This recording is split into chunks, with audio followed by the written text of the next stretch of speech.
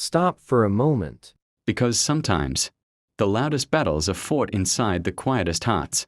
There was a man named Jonathan, someone ordinary, someone invisible to the world, yet deeply noticed by God. He wasn't wealthy. He wasn't popular. He wasn't successful by the world's standards. But he had a heart that had endured more storms than most people would ever understand. Every morning, he woke up with the same heaviness, the same tightness in his chest, the same whisper in his mind saying, "How long will this last?" Life had taken so much from him. His father passed away when he was young. His mother struggled through sickness. Relationships fell apart. Dreams shattered. And hope started fading slowly like an old photograph left in sunlight. But Jonathan wasn't the kind who complained. He smiled. He encouraged others. He checked on his friends.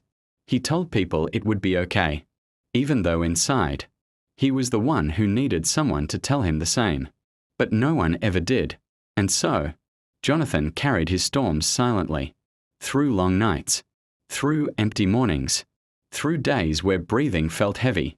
One night, Jonathan sat alone near his window, watching the city lights flicker in the distance, and he whispered, "God, are you even here?" Not in anger, but in exhaustion. He wasn't questioning God's existence. He was questioning his own strength. And in that moment, the room felt painfully quiet. The kind of silence that makes you aware of how tired your soul truly is. The kind of silence that makes you wonder if heaven is listening at all. Jonathan wiped his eyes and said, "God, if you can hear me, just give me something, anything, because I'm tired of pretending I'm okay." And then, something unexpected happened. Not thunder, not angels, not miracles. Just one small thing. A notification on his phone. A message from a stranger in an online prayer group he joined months ago. It said, "God put you on my heart tonight. You're not alone. He's closer than your pain." Jonathan froze. Tears rolled down again. This wasn't coincidence. This wasn't random. This was God whispering, "I see you. I hear you. I'm with you."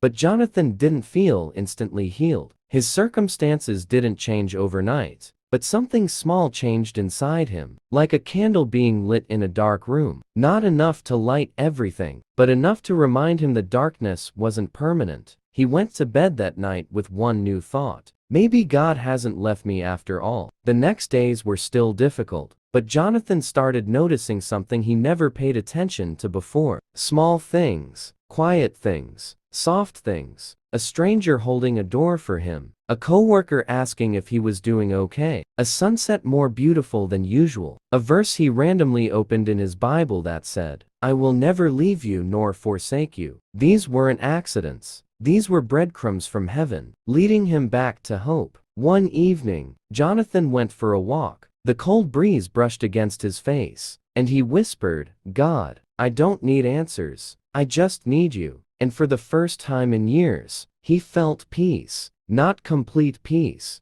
but like a gentle hand resting on his shoulder. Suddenly, he remembered something his mother used to say. God doesn't always calm the storm. Sometimes he calms his child. Jonathan smiled faintly, because now he understood. Maybe the storm wasn't meant to destroy him. Maybe it was meant to rebuild him. He started journaling, writing down every small blessing he noticed. At first, the list was tiny, but slowly grew, and with every entry, he felt something waking up inside him. Strength, courage, purpose. Jonathan realized something powerful. His life wasn't falling apart. It was falling into place, piece by piece, in ways he couldn't yet understand. Weeks passed, and Jonathan started feeling changes within him. He still had struggles. He still had fears. He still had nights where loneliness pressed into his chest. But now, he didn't face them alone. He started praying differently. Not, "God fix everything," but,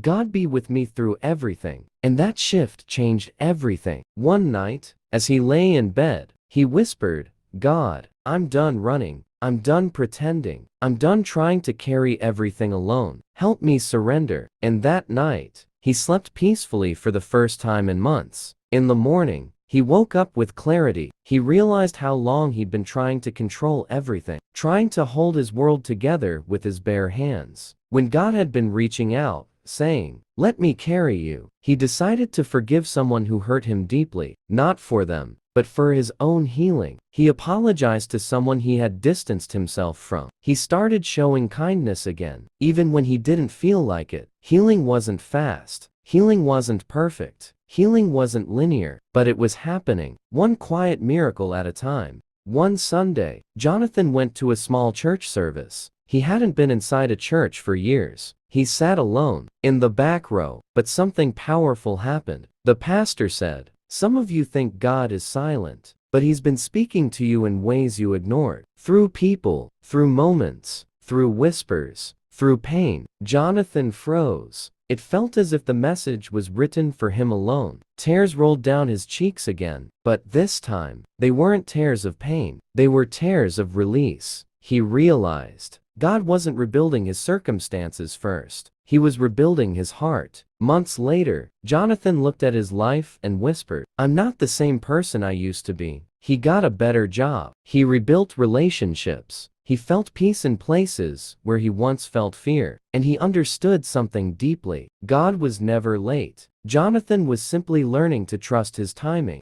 Jonathan wrote in his journal, "God didn't save me in a dramatic moment. He saved me gently, patiently, through small miracles, through unseen battles, through quiet strength. And maybe, just maybe, that's how God saves most people. Not loudly, but lovingly." If you're listening to this story right now, this is your reminder. Your pain is not wasted. Your tears are not forgotten. Your prayers are not ignored. God is closer than you think, working in ways you cannot see. Your story is not over. God is rebuilding you, one silent miracle at a time.